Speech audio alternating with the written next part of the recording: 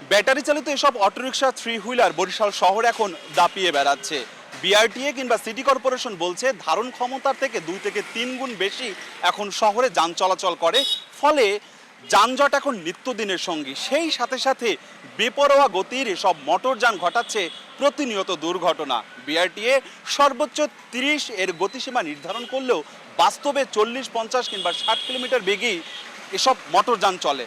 আপনাদের কোনো লাইসেন্স আছে কিনা, আর আপনি কি জানেন এর গতিসীমা কত? আমাদের কোনো লাইসেন্স নাই, আর গতিসীমা কত আছে আমরা জানি না। তবে অনেকেই বেপরোয়াভাবে গাড়ি চালায়, যার জন্য আমাদের বদনাম হয়। গত 1 বছরে বরিশালে অন্তত অর্ধশত সড়ক দুর্ঘটনা ঘটেছে 3 চাকার যানের কারণে। বেপরোয়া গতিকে দোষারোপ করছেন খোদ চালক ও চলাচলকারীরা।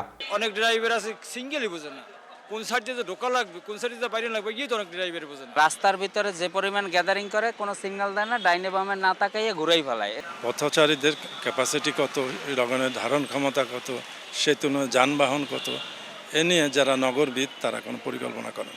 বড় রাস্তায় ওরা না থাকলে আমাগুলোই অনেক ভালো হয়। শহরের গুরুত্বপূর্ণ সড়কগুলোয় যানজট নিত্যদিনের, যদিও ট্রাফিক পুলিশ নিয়ন্ত্রণে রেখেছে বলে দাবি তাদের। আর বিআরটিএ জানিয়েছে ধারণ ক্ষমতার কয়েক গুণ বেশি যানবাহন মোকাবিলায় এখনই সমন্বিত উদ্যোগ দরকার।